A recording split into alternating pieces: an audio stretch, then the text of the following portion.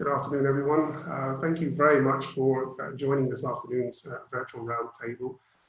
Okay, so for today, if I can run through the agenda.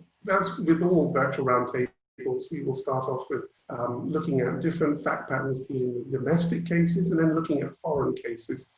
In this case, the domestic case will look at migration planning, matrimonial property, divorce and succession in the context of a Malaysian domestic family.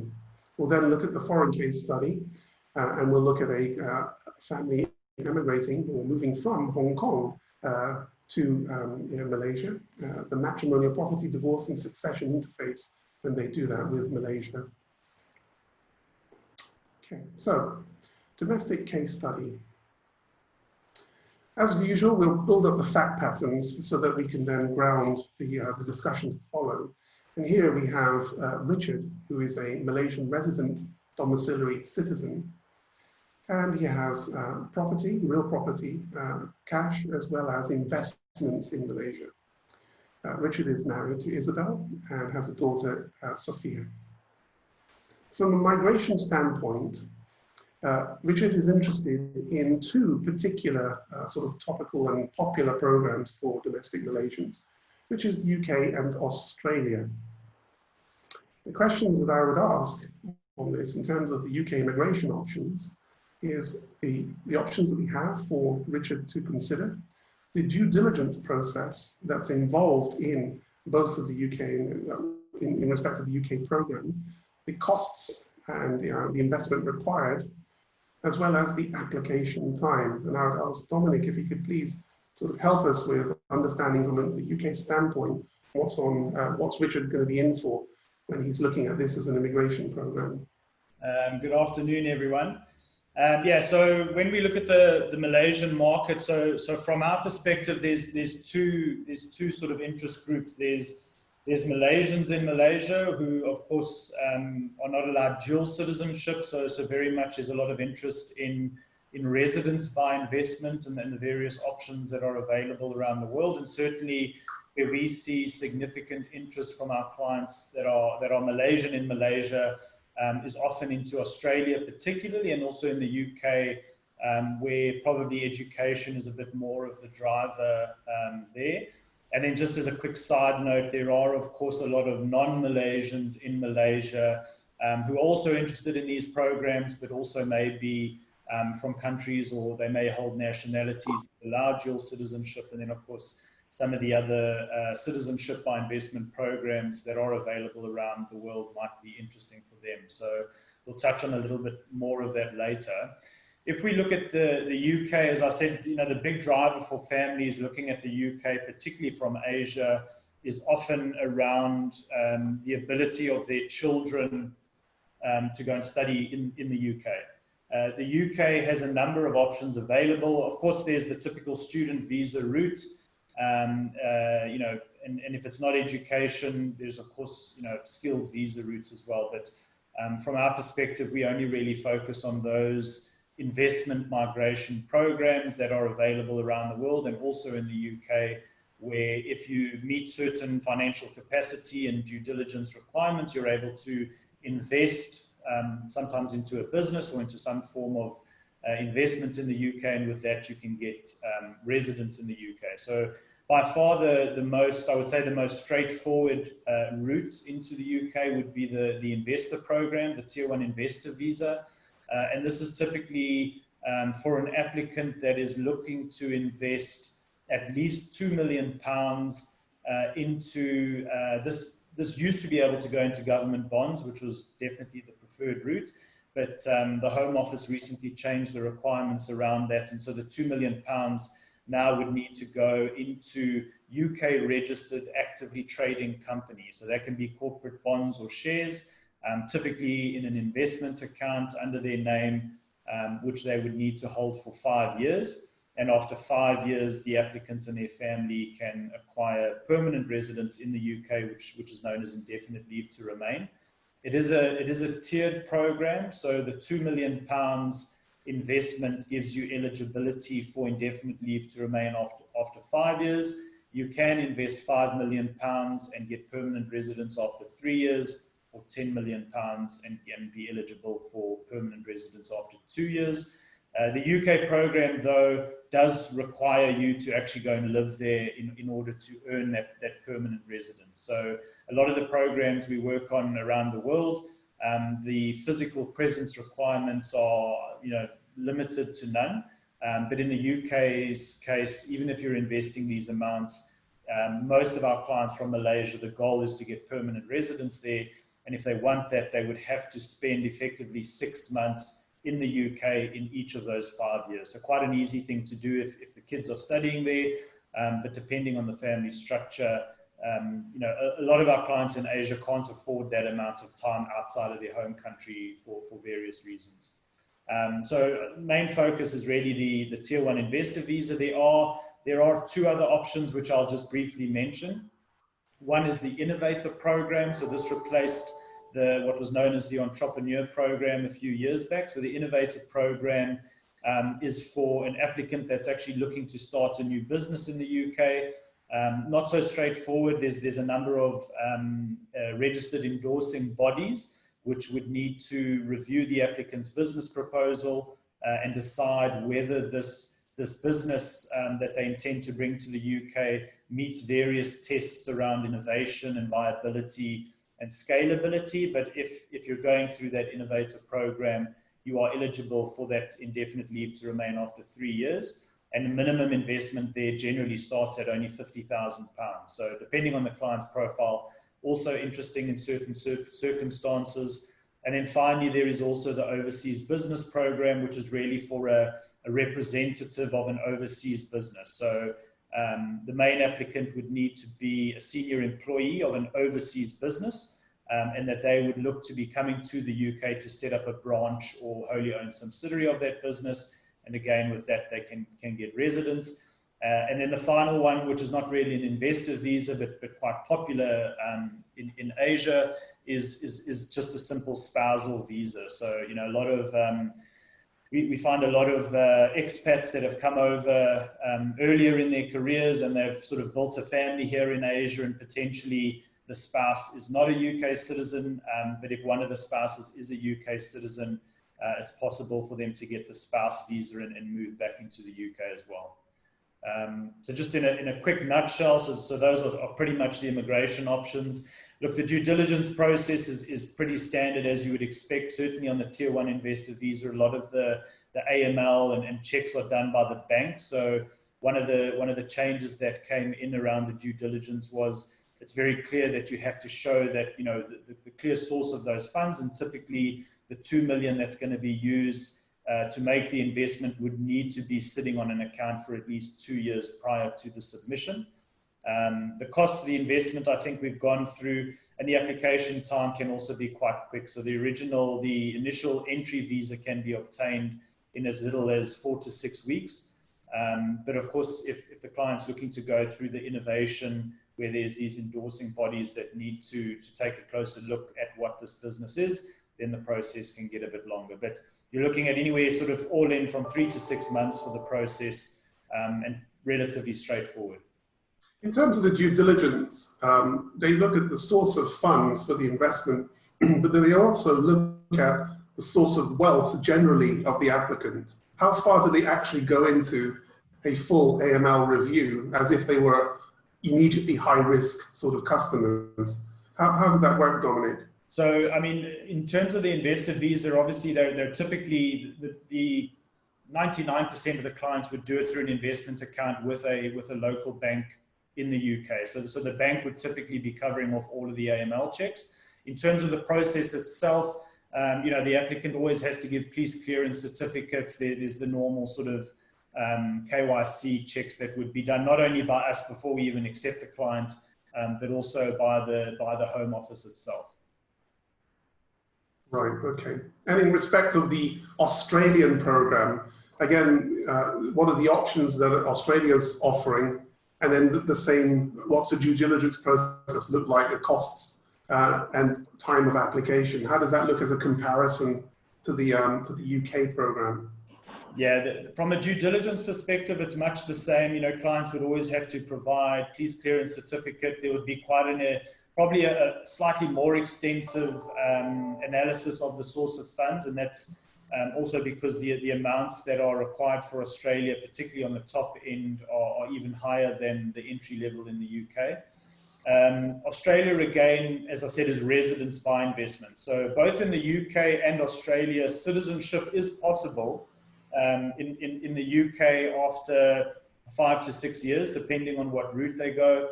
And in Australia, a similar time frame, usually after 5 years. But if you want the citizenship, then you've really got to spend physically at least sort of 75% of each of those years in the UK or Australia.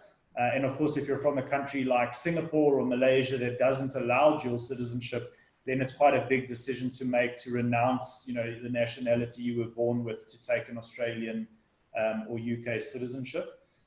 In the Australia program, so we just talk again, Australia has a number of sort of skilled visas, student visa options, but we only really focus on assisting clients with the investor visas that are available. There's pretty much two broad categories available in Australia. You've got the business innovation stream, which is known as the 188 stream, and there's a couple of options under that.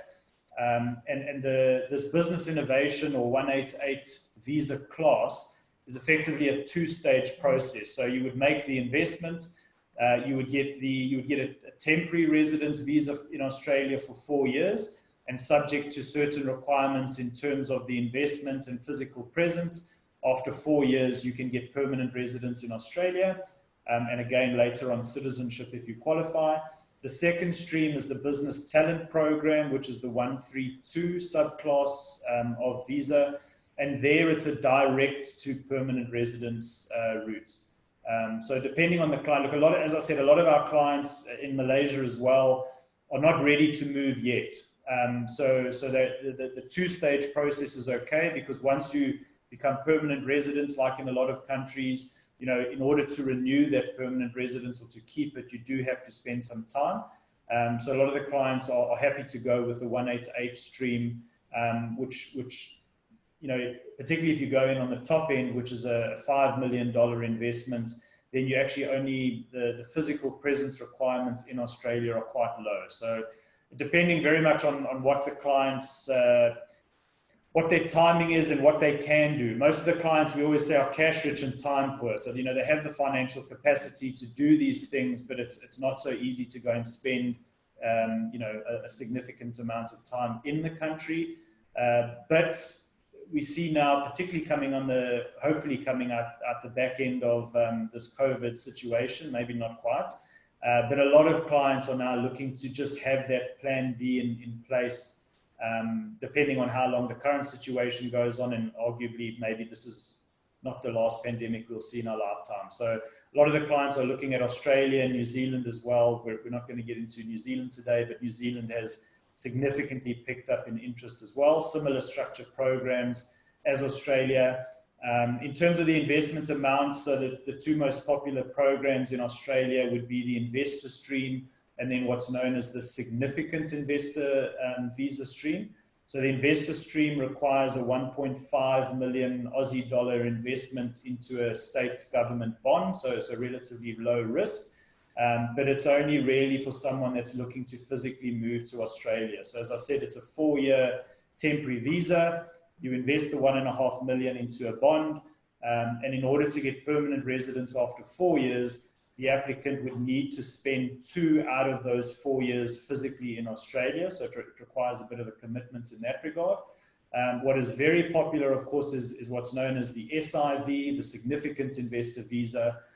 That's because it's a higher investment amount, but there's no real requirements in terms of the applicant's personal experience or skills, and the physical presence requirements are also very low. So in order to get permanent residence after 4 years under the SIV, the applicant would only need to spend 160 days over the 4-year period. But in order to have that benefit, it requires a 5 million Australian dollar investment. And that's typically into what they refer to as complying investment. So that is 10% needs to go into venture capital, 30% into small cap emerging companies, and then the balancing 60% can go into bank bonds and that type of thing. So it's a different risk profile in terms of what the investment is going into. But there's a number of fund houses or banks in Australia that have funds set up specifically for the SIV. Right. And you mentioned New Zealand, and just show on the screen some of the other migration programs. What other programs do Malaysians typically look at other than the UK and Australia, or you've seen trending? Yeah, so look, the US and Canada is similar to UK and Australia, still quite popular from an education perspective, but the programs are quite lengthy in terms of the process. So the US has the very well-known EB5 program. That minimum investment went up from 500 to 900,000 US last year. Canada has a pure investment program, but that's currently closed and will probably only start accepting applications next year. Probably the things we do the most, if it's outside of Australia or the UK and Malaysia, Portugal, has one of the most popular programs across many nationalities. It's residents. It's typically a 350 to 500,000 euro real estate investment. It's an interesting investment. Lisbon and Porto and these places are certainly preferred destinations in terms of getting into real estate. And then with that, you're getting a resident card for Portugal. So again, it's that plan B or just an option if I need one. And also the interesting thing about Portugal again is through this, what they call the Golden Resident Permit program.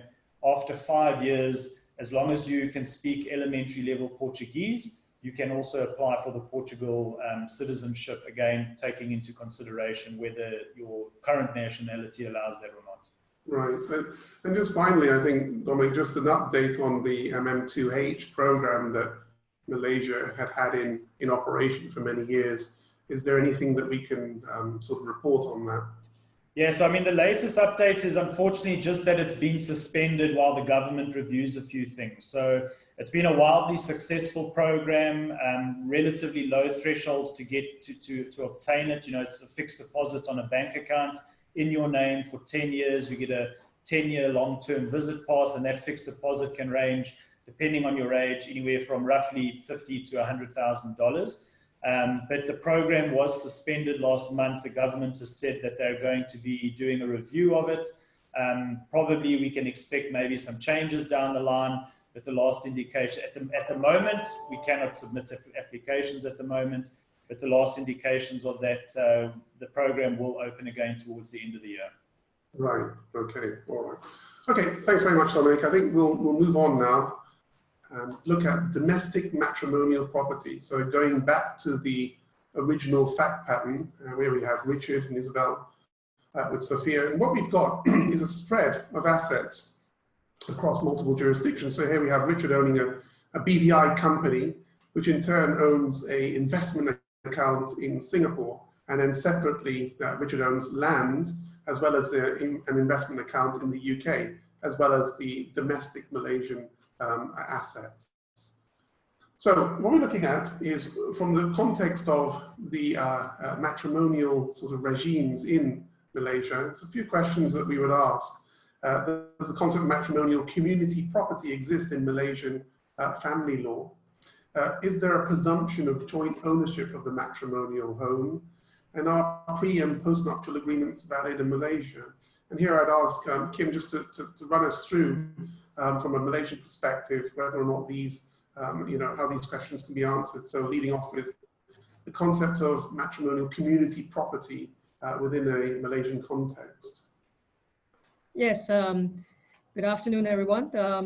In Malaysia, we don't actually have this concept of community property as such. We don't call it community property, but when a couple wishes to legally separate or divorce, when they go to a court in Malaysia, then the court does have the power to order division of the assets acquired by the couple during the marriage. So from that point of view, it may be taken to be, the same thing.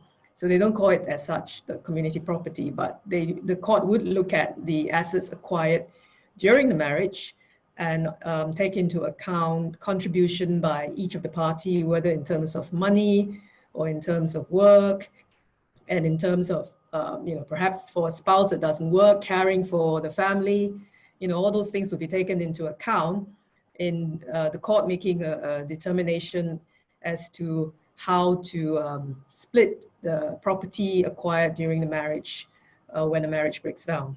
Right, and this is effectively a discretionary power. It is a discretionary power. So there's not like civil law jurisdictions where there's an automatic sort of division on the marriage, on celebrating the marriage. In Malaysia, really, you look at it after the relationship has broken down and they're trying to divvy up the assets in the divorce. Yes, so they do take into account all these factors that I've mentioned, right. As well as the needs of the children, of course, and the debts of the couple, that sort of thing. Right. And insofar as the matrimonial home is concerned, this is always a perennial problem when it comes to cohabitees and also with obviously married couples. Does Malaysia rely on effectively trust law to work out whether or not there are actually shares outside of the divorce discretionary powers, or how does it work within the Malaysian context to work out whether or not the matrimonial home is itself owned in divisions? I think Malaysia follows the English concept of trust law, being a common law jurisdiction. So the trust concept is always there and is always in prevalence. But I think when it comes to things like the matrimonial home, because there is a specific act that we're talking about, which is the Law Reform Marriage and Divorce Act of 1976. So the court and the judge would go in accordance with that act and the powers and the provisions set out in that act. Right, right. And then this perennial issue of nuptial agreements. And this is something that's recurred across the whole series of virtual roundtables. And we just want to sort of understand from a Malaysian standpoint, what's the status of a nuptial arrangement with respect to a marriage breakdown? Do the courts slavishly follow them, or do they effectively not take them into consideration? What's the position under the Malaysian family law when it comes to nuptial arrangements?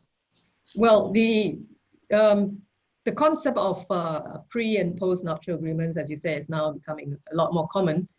And in terms of just the validity of those agreements, obviously, like any other agreements, if you satisfy the requirements for a contract, it is valid vis-a-vis the parties themselves.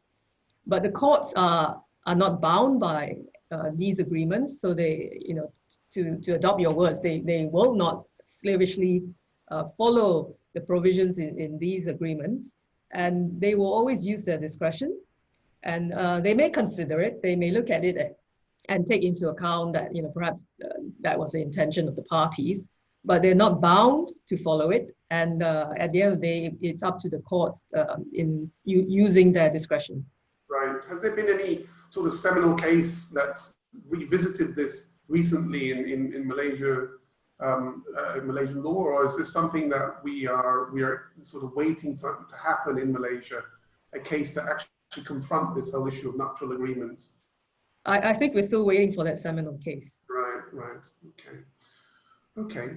And then moving on in terms of the asset protection and succession planning. So here we have the case where we're looking at Richard creating a trust in Labuan of his investments in mainland Malaysia or peninsular Malaysia. And the question asked is, can Richard actually create a trust in Labuan using property located in Malaysia? So obviously in the fact pattern, Richard is resident, domiciled and citizen of Malaysia. And here he's putting assets, in this case investments, he'd be putting that into a trust established in Labuan. Now, is this actually possible? It is possible, but Richard would require the prior approval of the Labuan Financial Services Authority first, before he can put those property into a Labuan trust. And that sort of authorization process, what's actually involved in that from a procedural standpoint for Richard? Well, just very briefly, when you set up a trust in Labuan, you do have to make use and appoint Labuan Trust Company as one of your trustees. So most of the time, these applications would go in through this Labuan Trust Company that's a trustee, making a written application to the Labuan Financial Services Authority, just seeking the approval. And you know, these approvals are given. Right, right. Have you ever come across an approval that was, well, an application that was denied or rejected? I've not personally come across one that was rejected. Right, right. Okay. And the timing of this approval, how long does it generally take before the sort of applicant can expect this? Well, I mean, you know, the usual bureaucracy is there as always, but I don't imagine that it would take that long. I seem to recall that you know, perhaps in a week or so. Right, right, okay, okay. And looking at the fact pattern again, what we have here is Richard transferring his BVI company shares into the trust established in Labuan. And the question here is, can Richard create a trust in Labuan using foreign property, BVI company shares? Yes, absolutely. I think that's the, you know, the main intention where Labuan trusts were concerned when the whole concept and the legislation was introduced in 1996.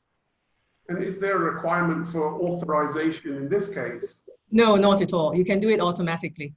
Right, right. Okay, so that's the key distinction.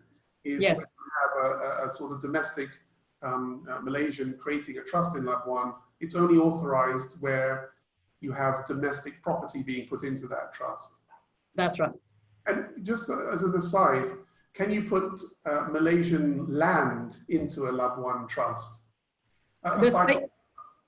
Sorry, I was just going to say, you know, Malaysian land or other property in terms of shares, they'll be treated the same way. You'll still need authorization from the Labuan Financial Services Authority. Right, okay, okay. All right, so looking at domestic divorce. So this is the case where Richard and Isabel begin divorce proceedings. Key issues here are grounds on which Malaysia Divorce Court will exercise jurisdiction to grant a divorce, and is Malaysia Divorce Court bound to enforce the terms of a pre- and post-nuptial agreement? So the key one here is, I guess, the basis on which the court will exercise its jurisdiction to grant a divorce. So when we've done this previously, we've looked at different nexuses that the courts will look at in the other jurisdictions that we've sort of canvassed on these virtual round tables, and some of them look at residency, habitual sort of abode. What's the nexus that Labuan, that Malaysia will apply when exercising its divorce jurisdiction? There's a requirement that both parties must be domiciled in Malaysia. So that's the general requirement. There are exceptions. So for example, if you know, the husband had deserted the wife or been deported from Malaysia, for example, and the wife had been resident in Malaysia for 2 years prior to commencing divorce proceedings, the court would also take jurisdiction in those circumstances. Right. And sorry, just to add an interesting thing, because I was talking about domicile, it's also actually provided in Section 3 of the Law Reform Marriage and Divorce Act 1976, that if you're a citizen of Malaysia, then by law, you're deemed to be domiciled in Malaysia until the contrary is proved. Right, right, okay. Okay, so that can, yeah, so that will lead to some interesting variations. I think that there's a similar provision in the Singapore equivalent, where they also deem you to be domiciled by virtue of your citizenship as well. But this can be rebutted, obviously. I think we discussed the nuptial arrangements, and here we're still awaiting a sort of case that decides whether or not what weight the courts will put into nuptial arrangements, whether or not they're just persuasive or they'll follow them to the letter. I should just follow up as well, Zach, to make it clear that you know, the Law Reform Marriage and Divorce Act only applies to non-Muslims.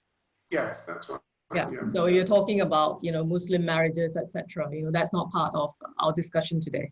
No, correct. That's right. Now, with respect to the trust established in Labuan, there are a couple of questions on this. Can a Malaysia Divorce Court make an order varying the terms of a Labuan trust? And can a Malaysia court set aside the transfer of assets into a Labuan trust?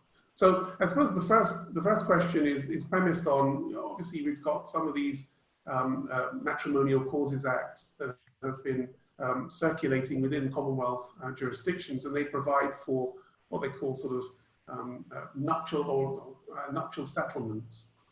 And within that, the court has discretion to vary nuptial arrangements, nuptial settlements rather. The first question, I guess, is within the Malaysia sort of Matrimonial Causes Act, do we have the concept of a nuptial agreement or a nuptial settlement?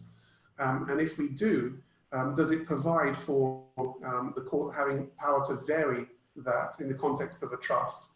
And then looking at Labuan particularly, because it has very sort of advanced firewall protections around Labuan trusts, whether or not a divorce court in Malaysia would be troubled by any of these sort of protections because it's effectively within the same country or jurisdiction. And then obviously looking at the whether or not any of the transfers into a trust, in this case Labuan Trust, could be set aside if they were done for reasons of trying to frustrate a divorcing spouse. And that's usually the context in which these questions are asked. So I just invite you to comment on both of those. Yeah, I mean, the main provision that we need to look at is obviously Section 102 of the same act that we've been talking about, the Law Reform Marriage and Divorce Act 1976.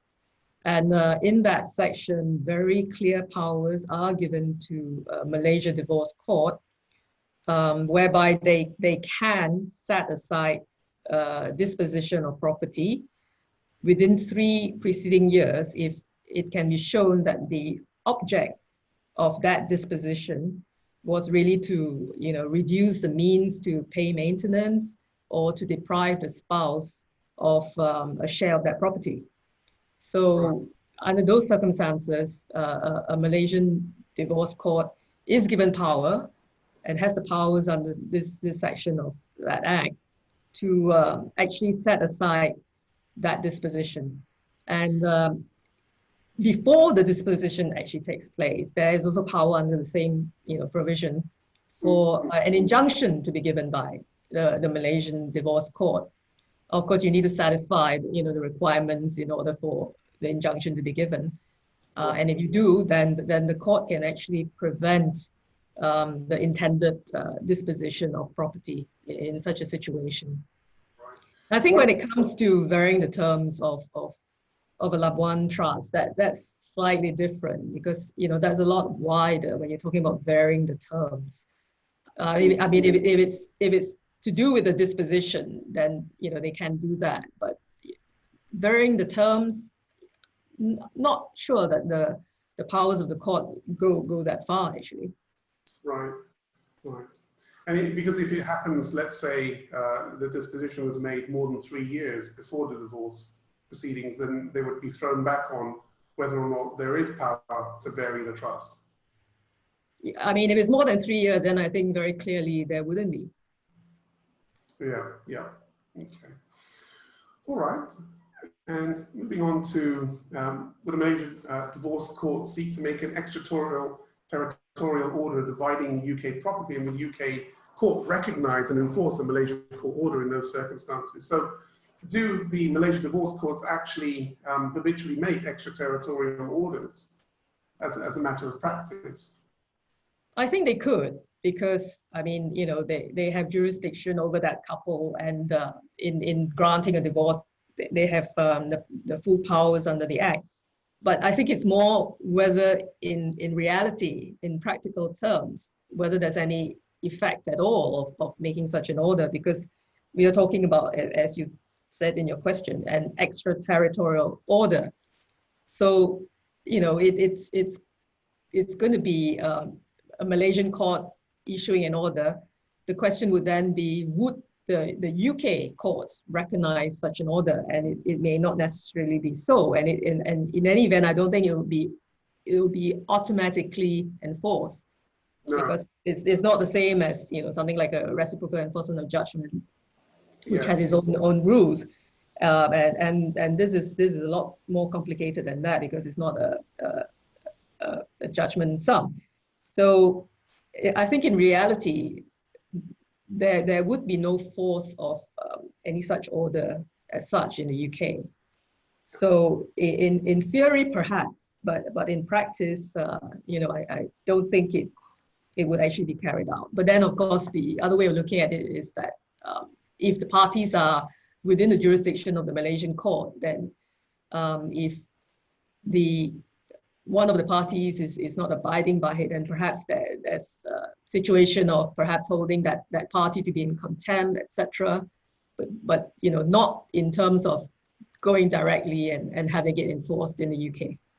Yeah, no, I'd agree with that. I mean, the relevant Administration of Justice Act 1920 would be the relevant linkage with the UK, and there it would just effectively apply to a money judgment. So they generally wouldn't get involved in a sort of personam action where it's involving divorcing spouses. So I think you're probably right. As long as, let's say, it's Richard that's trying to do this, remains in the jurisdiction, then I think it will be a direct order against him to transfer the property as in part of settlement of the divorce proceedings, upon pain of sort of contempt of court in prison. Okay. So, just looking at the domestic succession. So here we have Richard passing away, and there's a number of questions that we'll run through. So, basis of application of Malaysia's succession laws, and this is immovable property versus movable property. And again, we just say the same thing again. This is a non-Muslim couple. Okay, so we're not applying Sharia law. We're looking at a non-Muslim scenario. Does Malaysia's succession law include forced heir rights, as we would understand it from a civil law perspective? Can a dependent make a claim against the estate? And is there any inheritance tax in Malaysia? So the basis and application of Malaysian succession laws as they apply to immovable property and movable property. I could ask your opinion on that, Kim. Yeah, with regards to immovable property, it would be lex situs, which is the law of the land where the property is situated. And in terms of movable property, then it's back to domicile, right. that concept that we talked about earlier for marriages. So it would depend on the domicile of the person in question. So if that person is domiciled in Malaysia, then Malaysian succession laws would apply to the movable property. Then the immovable property will be wherever those immovable property is situated. There is, of course, no forced heirs laws rights under normal Malaysian civil law. And the whole concept of forced heir rights only applies to Muslim marriages and Muslim succession provisions. So that's not a concept that is applied to non-Muslims in Malaysia. Your third question, yes, there is a provision in Section 3 of our Inheritance Family Provisions Act 1971. So if in a will, the deceased, Richard in this case, has not made provision for either his wife or his son or daughter, they can make a claim against his estate for maintenance. Right. And the last question is, no inheritance tax in Malaysia. Right. Unlike in the UK, which is very high, I believe. Yes, yeah, that's correct. Okay. I think just looking at the UK, the follow-on questions is which succession law will apply to UK stocks and investments, Malaysia or UK, and then which succession law will apply to UK land, Malaysia, and will a grant of probate administration be required? And is there any UK inheritance tax implications? I think we'll look at it from the context of, let's say that Richard were to die without a will. So he was dying, let's say, intestate. And insofar as the UK stocks and investments, they would pass by way of Malaysian intestacy law, because Malaysia would effectively control through the domicile of Richard the succession to movable assets and stocks and shares would be classified as movable assets for those purposes. Now, with respect to UK land, let's assume that Richard died intestate. It would be UK intestacy rules that would apply because it would be the situs. That would be the relevant law, and it would be obviously UK law being applied. Insofar as a grant of probate or administration is required, then obviously Malaysia and the UK are both Commonwealth countries, and there would be what's called a simple resealing. So effectively, the Malaysian grant would be resealed in the UK, and there wouldn't be a requirement to go through the formal process of applying again in the UK. For inheritance tax purposes, then within the fact pattern, Richard was not UK domiciliary, neither was Isabel, so therefore the main attachment for inheritance tax in this case would be the situs of the absence, and that's the land and the stocks and shares. Applying the UK normal sort of provisions on inheritance tax, that would be the only property that would be subject to coverage. In other words, Richard's worldwide estate would not be within tax for the UK inheritance tax net. It would just be assets situated in the UK. And of course, the normal exemptions and exclusions would apply. So moving on to the foreign case study. We're looking first at the immigration side. And the fact patterns here are Peter is a resident, domiciled, and citizen of Hong Kong. Married to Winnie and has a child, Jin, son. Has various assets in Hong Kong, including a trust of investments and land. The fact pattern is that Peter moves from Hong Kong to Malaysia and at the same time creates a trading company with a trading subsidiary in Hong Kong. So trading company in Labuan, in this case, with a trading subsidiary in Hong Kong, and holds an investment account in Singapore. Other assets are acquired once taking up residency in Malaysia, including a house and a depository account. So the questions that will be asked from an immigration standpoint is the process and requirements to establish a Labuan business, the director residency requirements, tax implications of setting up in Labuan, and then the Malaysia residency rights that flow from establishing a presence in Labuan. And I would invite Farah to just take us through first the process and requirements to establish a Labuan trading entity.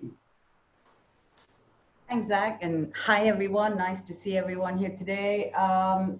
It's really quite simple. Setting up a business in Labuan, what you need to do is go to one of our 60 trust companies, submit the requirements. It should be done within a week. There are different thresholds for incorporation, obviously, and the statutory fees. But all in all, based on experience and depending on the type of service provider that you engage, it can cost anything between $2,000 to $4,000 US to set up a Labuan company. Yeah, it will take about a week or so. You can fast track it if you want. There is a fast track requirement, a fee for it, but that's very minimal. And really what that gives you is the ability to have a Labuan company in order to run your business out of. These trust companies or the company secretaries that we have in Labuan, they have offices in KL, they have offices in Kuala Lumpur, they have offices in Singapore, offices in Hong Kong, and I'm sure they've got referral partners around the globe. So if you are interested in a Labuan company, if they don't offer it automatically on the menu, you may ask for it, and they will have referral partners in order to offer that to you. There are no director residence requirements. It's not mandatory to have a domestic director, so you could be 100% foreign. It doesn't have to be a Malaysian. Any Malaysian directors are not required. Okay, the tax implications have become a little bit more complicated in the sense that the 3% tax is now applicable, and there are substance requirements that are now required.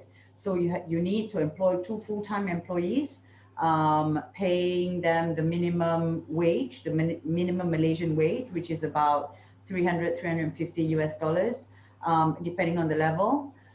And you need to have a domestic spend of 50,000 ringgit. Right? For Malaysian residents right now, this is when it gets a little bit more interesting. if you had one of these companies and this company actually conducts services, trading in services, you are then able to get residence rights in Malaysia. The original immigration allowance will be for Labuan, but that can be extended to any place in Malaysia, and that also includes spouses and dependents. So in a way, the Labuan company not only gives you that tax neutrality, it can, for the right kind of companies, also offer residency. Farah, just on the substance, because this is obviously the big all the rage nowadays. Yeah. What's actually required in Labuan itself? Because we've got this requirement to employ at least a minimum of 2 individuals in Labuan. But what about the offices and the premises, etc.? What needs to be shown on that, if anything? So it can be outsourced. Well, I know for a fact that a lot of the Labuan corporate service providers are at the moment offering offices, shared offices in that sense. So you can have an office. At the end of the day, it is about the domestic spend. It is about having 2 full-time employees in Labuan, one of which has to be a managerial capacity. And that really is the requirement. I mean, I think what's worth noting, aside from just this immigration issue or the limiting, the circumstances surrounding the case we're discussing at the minute, is the fact that the Labuan substance approach is fundamentally different from other jurisdictions. So we've been very prescriptive in that sense. Prescriptive in this sense, it's a word that is negative, but not necessarily in this instance, because there is certainty. There is no reference to adequacy necessarily in the way we have approached it. So there is a laundry list of structures and solutions, and for that laundry list, you have corresponding requirements for full-time employees and domestic spend. And just to remind everyone here that the domestic spend includes everything from the amount you pay your secretaries, the amount that you spend for board meetings, the regulatory fees that you pay. So anything outgoing from the Labuan entity is deemed a domestic spend. Right. And insofar as in our fact pattern, we've got Peter, and presumably he's going to be a director of the Labuan company. Does Peter actually have to hold his board meetings in Labuan itself, or is there a requirement that it's seen as a sort of mind and management occurs in Labuan? Yeah, sorry. So we were just looking at Farah. We were just looking at the directors, whether or not, in our case, Peter actually has to go to Labuan to yes. do Evidence, mind and management. Yes, he will have to go to Labuan. Right, he will have to go to Labuan. But he doesn't necessarily have to live in Labuan. I think he does not have to reside, but he needs to be able to prove that mind and management, the decisions, the executive decisions that he has taken on behalf of that company is executed in Labuan. Right. So how does this work now in a COVID environment? What has there been anything that we've done in the meantime where the travel restrictions have been in place? Yeah, so very much like other jurisdictions, what has happened is that the Labuan Financial Services Authority has passed on some regulatory relief, which is still in place because of the limitation vis-a-vis travel. It's as simple as that. I mean, it's box standard. All the other jurisdictions have done it, and so have we. I would suspect, and again, the disclaimers coming out now, but I would suspect that, for as long as we've got this pandemic ongoing, for as long as the travel bubbles are not clearly defined or executed, and the situation still remains in flux, which unfortunately it still does, these requirements will continue to exist. And this relief, sorry, will continue to exist. Right. And then finally, for Peter, he gains residency rights by virtue of his Labuan trading entity. Could he reside anywhere in Malaysia with those rights, or is he earmarked for a particular state? Yeah, so this is the thing. First and foremost, the immigration will allow for him to reside in Labuan. Then a further application and endorsement will be required for him to be able to reside anywhere in Malaysia. Number one. So for all intents and purposes, Peter could reside in Johor Bahru, Right. or Penang, or Langkawi, which is beautiful. But also what's important is that Peter is able to have his spouse and his dependents with him. Right, right, okay. Is there a pathway to citizenship through this route? Unfortunately not. Malaysia is extremely, extremely careful who they even give a permanent residency to. So foreign spouses, it's not easy to get, number one, and passports or nationality is almost unheard of. Right, okay. Well, on that positive note, we'll move on. Looking at the succession planning, this is a simple case. All we have is Peter transferring his investments in Singapore into a Singapore trust. And I pose it just to ask a simple question. Is there any Malaysia tax consequences for Peter engaging in this type of succession planning or estate planning?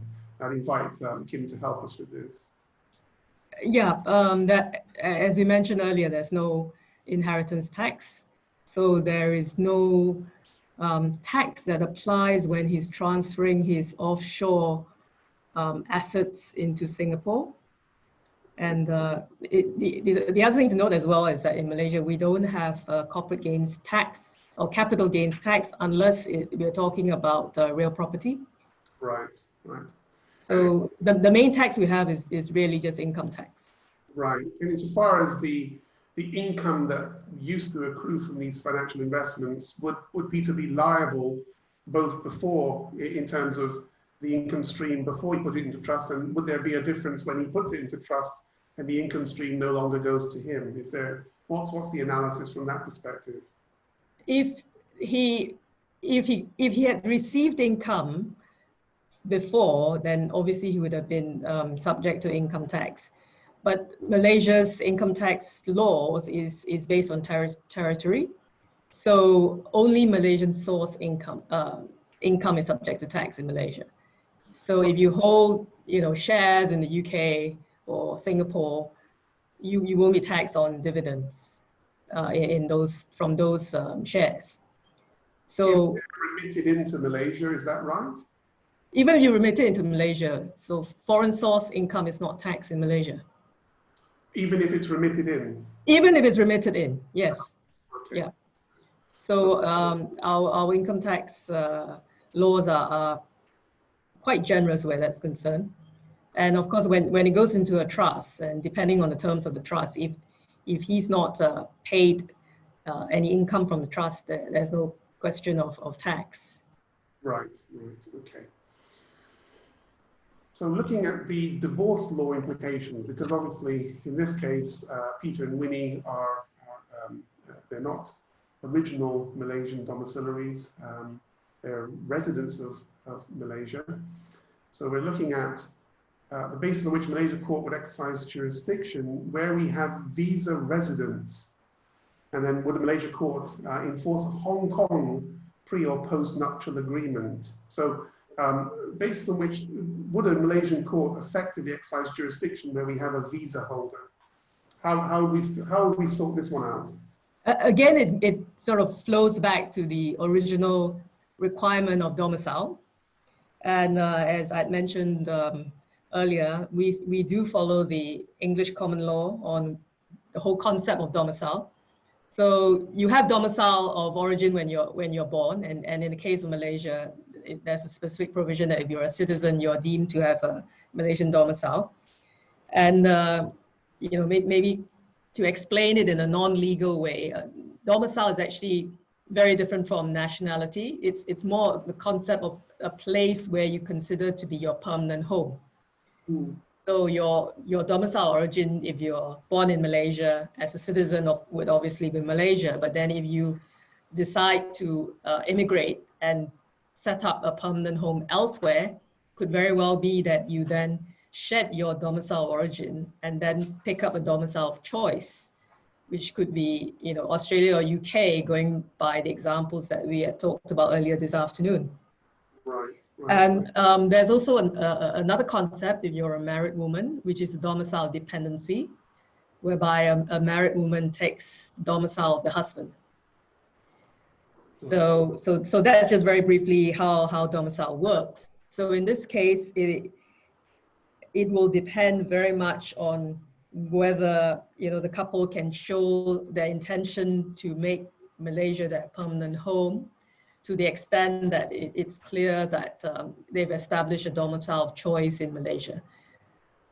Right. Before the Malaysian Divorce Court will exercise jurisdiction. Right.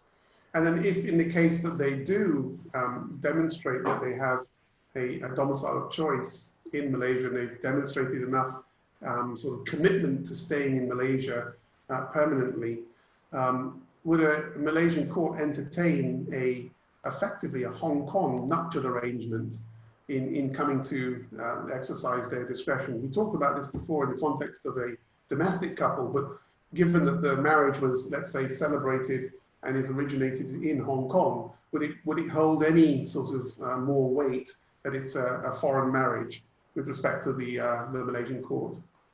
I don't think it necessarily will. I think the Malaysian courts will still go by the laws in Malaysia, and in particular the same act, the Law Reform Marriage and Divorce Act of 1976, and look at what the powers are given to the courts under that act.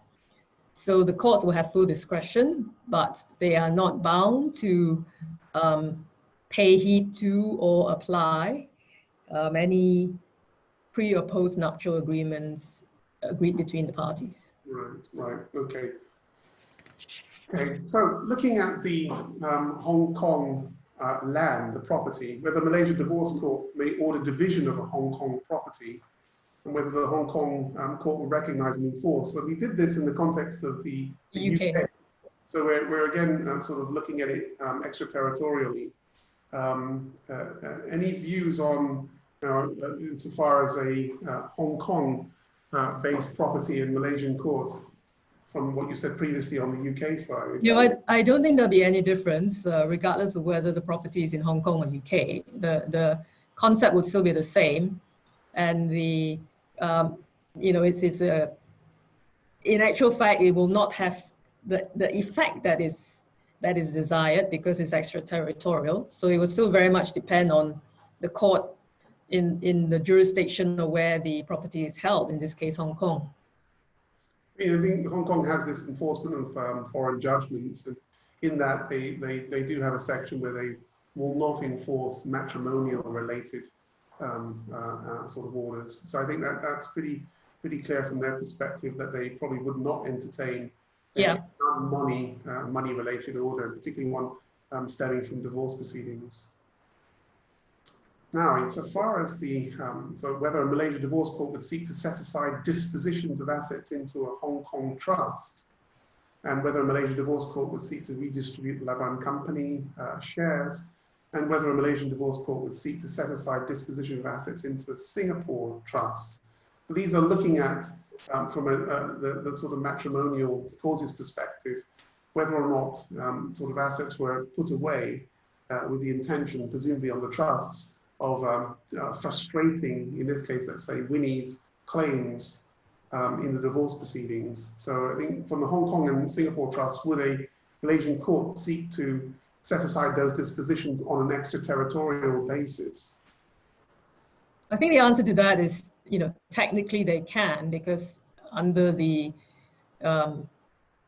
Section 102 that we mentioned earlier of the Law Reform Marriage and Divorce Act 1976, the powers are given to the court to do so in a divorce if they can see that this was done in the preceding 3 years. The intention was to really deprive the spouse of a share of the property or to reduce the means for maintenance. Then the court does have that power. But again, the stumbling block is the fact that we're talking about assets which are outside the jurisdiction. In this case, whether it's in a Hong Kong trust or a Singapore trust, the Malaysian court, in actual fact, will not have the powers to go across territory to either Hong Kong or Singapore to have whatever order that they may give in the Malaysian court to be enforced. Yeah. So that's the main issue. That's the problem. Yes, and that's coming back to the nuptial settlements issue. Yeah. From a standpoint, they have the nuptial settlements, but as I understand it, Malaysia doesn't have within its matrimonial clauses the same issue of nuptial settlements being subject to variation. Is that correct? Right. But surely they would be able to redistribute the Labuan company shares.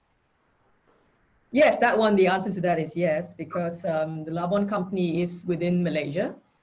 Labuan is still part of Malaysia. So the assets in the form of shares in the Labuan company would be Malaysian assets that they can give an order to redistribute in any way that the court deems fit, and it can be enforced in this situation.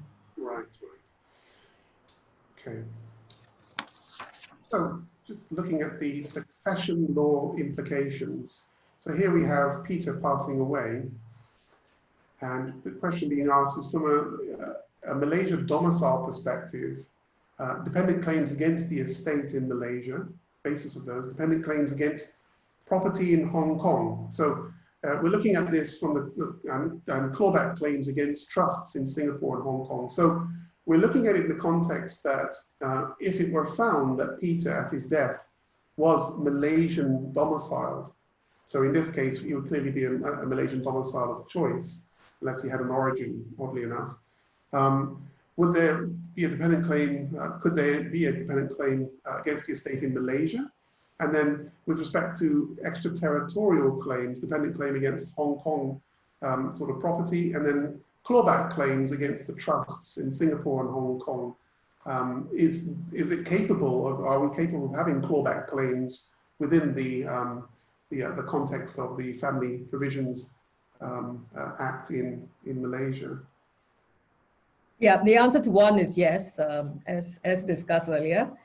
So yes, a dependent can make a claim against the estate in Malaysia. Now that Peter has been shown to be domiciled in Malaysia, so the courts will have jurisdiction, and the courts can order maintenance against the estate for either the spouse or the child that's not been provided for. The second point, again, you have problems with extraterritorial. Yeah. So I think that, that is really a no-go. Yeah. I would imagine. So that particular one, Kim, it seems that when Commonwealth jurisdictions have all been running this piece of legislation, these family inheritance dependent claims, and what there seems to be a sort of common view that they won't exercise discretion where it's land.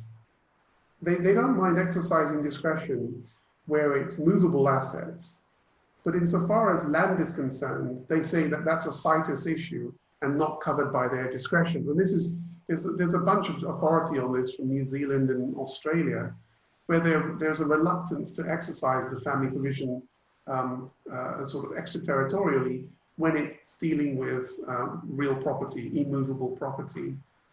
I think probably if sort of Malaysian courts would probably defer to Commonwealth's judgments on these and see what the other courts are doing, they may well take the view that it's Hong Kong land and therefore it's off limits for us to exercise a discretion on a situs asset. I mean, what do you think about that? Yeah, I think you're quite right, because the decisions in other Commonwealth courts will be taken into account, persuasive to a Malaysian court, especially when there are no Malaysian court decisions on the same point. Right. So yeah, those decisions would be persuasive to a Malaysian court in terms of how they make the decision. And in terms of clawback, am I right in my analysis of the Malaysian family inheritance legislation is it doesn't have a concept of clawback? Is that correct? Yeah, it doesn't have the same provision as set out in the Law Reform Marriage and Divorce Act, which basically gives the right for either an injunction or a clawback, as you say, in regard to disposition. Right. Okay, and then looking at it from the Hong Kong perspective, I can run through this fairly quickly. Hong Kong operates in the same way in terms of entitlement, where the Hong Kong court will have discretion where the deceased died domiciled in Hong Kong, but they also have this extrapolation where they're ordinarily resident at any point in the 3 years prior to death. That would also give the Hong Kong court rights to exercise their discretion. So a dependent claim would be possible if Peter had died within 3 years of having been Hong Kong ordinarily resident. Dependent claim against Malaysian property, you would have a clear conflict here because Malaysia would be operating on domicile basis, whereas Hong Kong in this case could be operating on a deemed basis because of the ordinary residence. And in any event, even if the Hong Kong court wanted to do it, I think it would probably not try and move against Malaysian land. If it were going to try, if it would be against Malaysian movables. But given that the Malaysian court has authority through the domicile, it's very unlikely a Hong Kong court would go against, would effectively make an order where it had no chance of being enforced. And in clawbacks, yes, you do have the right within the Hong Kong setting to claw back if there was within 6 years there was a disposition that was seeking to defeat any of these dependent claims. I think that would be possible against the Hong Kong Trust, but not against the Singapore Trust, because the Singapore firewall protections would probably apply. Okay, I think that brings us to the end. I think we've run over a little bit, but in terms of questions, we've got a number of them lined up, and we'll see what we can do for, let's say, the next 15 minutes. Let's see, I'm just going to go. So does a loved one trust need to fulfill the substance requirements? I think that's fair. That's one perhaps, and also obviously Kim, does a loved one trust need to fulfill substance requirements? Is it within the substance requirements? It's silent. Silent, right. Well, I was going to say the short answer to that is no, but then Farah is more circumspect than me. Right. Okay. So it's not. Yes, yes. It's silent, and and the same would apply to a foundation as well, right, Kim? So, well, talking purely from a legal perspective, and not Farah being the regulator has got her hands somewhat tied.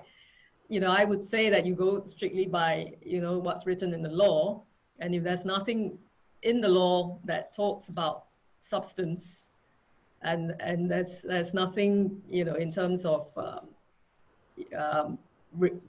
requiring it, and in the same way that regulations have been brought in for companies, I would say that you just go by what's in the law, and there's nothing in the law. So I would take it that there are no requirements. Right, right. Is that likely to change? Is there any mutterings of a change on that? I think the concept of a trust is very different from the concept of a company. So I think if you're a company and you're trading and carrying on business, it makes a difference to show that you are actually carrying on business from the jurisdiction where you say you are located. But a trust is, the whole concept of the trust is so different. You're not carrying on any business. You know, your trustees, besides the fact that you must have one trustee in Labuan under the Labuan Trust Act, your trustees can be anywhere. Your decisions can be made anywhere. And you know, there really is no requirement or reason why you actually need to be situated in Labuan. Right, right. That's my take on it. Okay.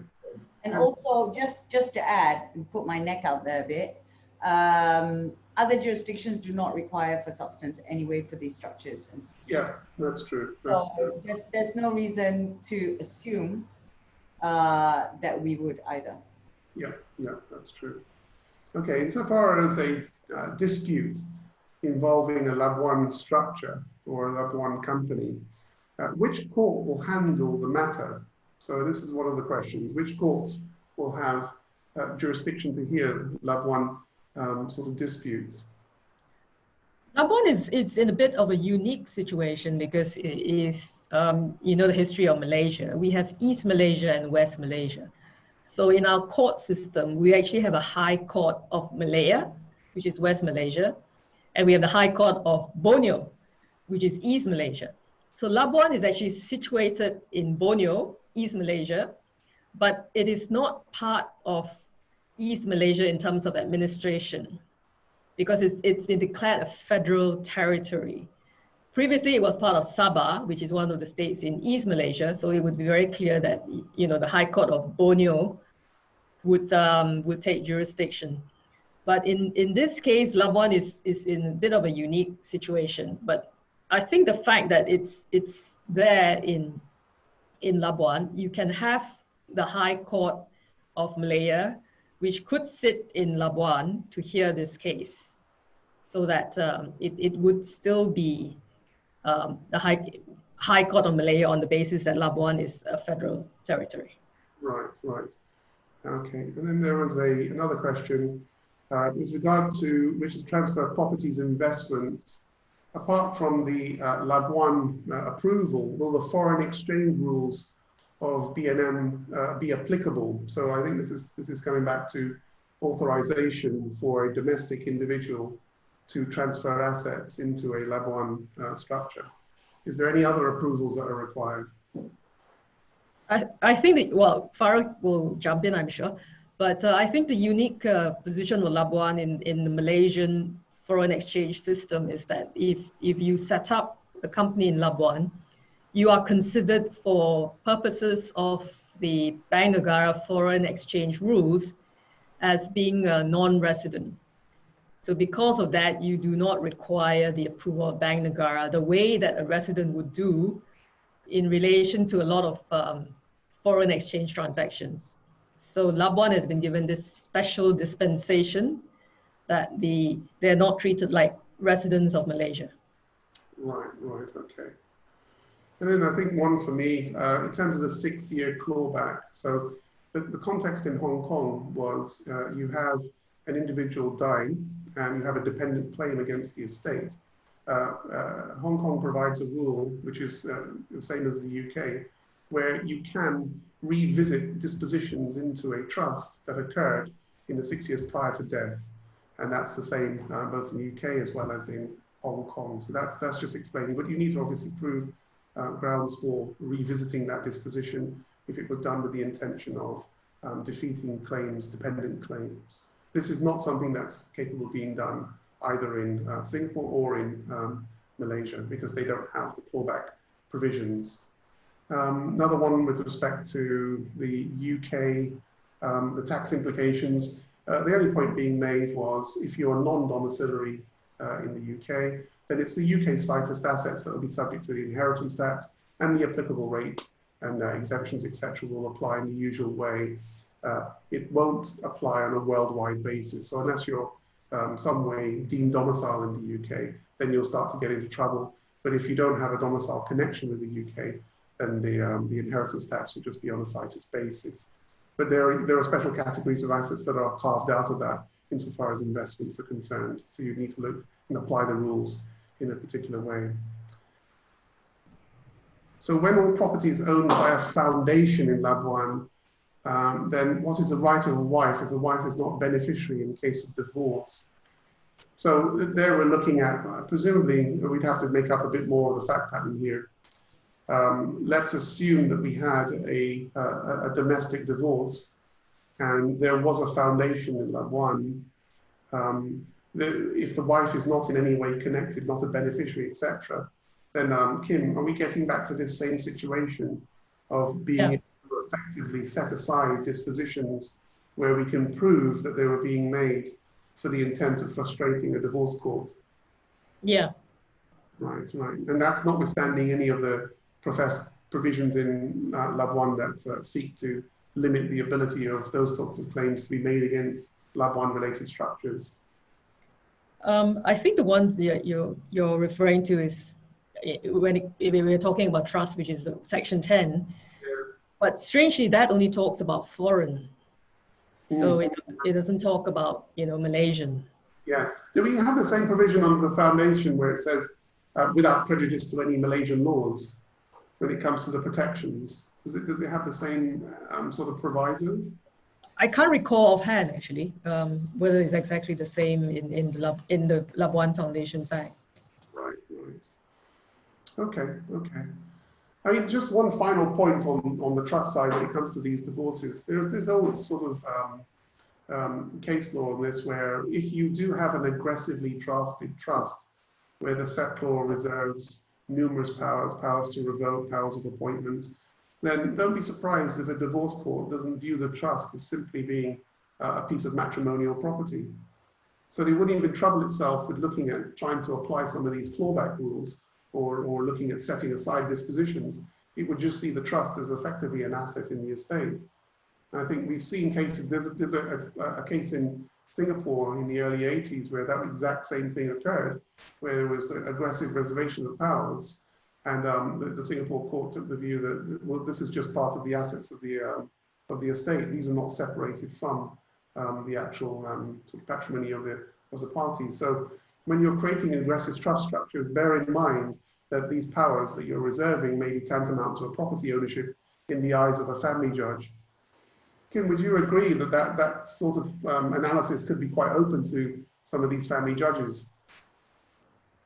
I suppose it is possible, but I think there is provision in the Labuan Trust Act that actually says the fact that you reserve powers doesn't, impact the validity of the trust, etc. So if it doesn't impact the validity of the trust, that means it's been properly established as a trust, then the protection given to it under the Labuan Trust Act would apply. So, in a sense, that has been covered by legislation. Yeah. I suppose you could run a similar argument, I think we just wrap up after this. You could run a similar argument where you're trying to do a dependent claim and you're faced by a trust and there's no sort of clawback, but you can say, well, there's so much reservation of powers that effectively this is property in the estate. So I don't need to actually look at a clawback. This is actually assets that are available in the estate. I mean, these are arguments, whether or not they would meet any sort of success, but at least you can assert that. Yeah, yeah, sorry. Sorry, I'm peaked now because, sorry, if you know what I'm like, if at the end of the day, right, a founder has endowed and given up all rights of a piece of property to the foundation is the legal owner of this entity, how can a wife then create a nexus to that foundation when there has been legal transfer of benefit and ownership through an entity with a separate, I mean, in that sense, we're going into that whole idea of trust versus foundations, that whole piece of work. But isn't that just the clawback, Kim? Isn't that just going to be the court exercising its statutory rights to claw back the asset in those circumstances? If it applies to because we're talking about different legislation, Farah, we're talking about the powers given to the court under the Law Reform Marriage and Divorce Act, which is specifically to prevent steps taken by a spouse to deprive the other spouse of either a share of the property or to reduce his means so that he doesn't have to pay maintenance to the other spouse. So that provision is put in there to prevent the spouse defeating the court's ability to divide and to order maintenance, etc., in a divorce. So to prevent that, so they have this clawback that says if you did it within 3 years before divorce proceedings were commenced, then of course you have to satisfy the court, prove to the court that yes, it was a very clear-cut case that the only reason why this property that's been in the family for 20 years was suddenly disposed of. Then once the court is satisfied, then the court has the powers to order such clawback of properties. So that is the background, the scenario to approach this. And the corresponding thing then is look at whether the Labuan Trust Act or the Labuan Foundations Act has a firewall, as the Ways Act puts it, to prevent it. And we had looked at the Labuan Trust Act. And in that case, the firewall only talks about foreign jurisdictions, claims from foreign jurisdictions. will not, have any traction against a Labuan trust. But there is a provision in that section right at the end that says, when it comes to Malaysian laws, it only applies if it's consistent with the rest of the laws of Malaysia. So that is the difficulty there is. And since that is already put into the legislation, and the Labuan Trust Act is obviously a later piece of legislation than the Law Reform Marriage and Divorce Act, which is 1976 versus 1996. So then you would deem that the draftsman is aware of that earlier act, but still drafted it the way he did, which must mean that he's taken cognizance and he's trying to make sure that the act can work side by side, so it doesn't, render the earlier act redundant. Right. So I think the lesson learned there is don't try and use Labuan as a convenient jurisdiction to evade your obligations under a sort of divorce court order, because it's not going to work. If you're a domestic Malaysian, if you're not domestic Malaysian, it might work, but for a domestic Malaysian, it's not designed for that purpose. I think that's the broad view. All right. Okay, I think we will stop there for today. Thanks very much to Kim, to Farah and Dominic for spending time, and thank you for everybody who spent time viewing this. Very grateful for all the support and everyone who sits and goes through these VRTs with us. Sort of thank you from us all, and thank you to the panelists for spending time. Okay, thank you very much.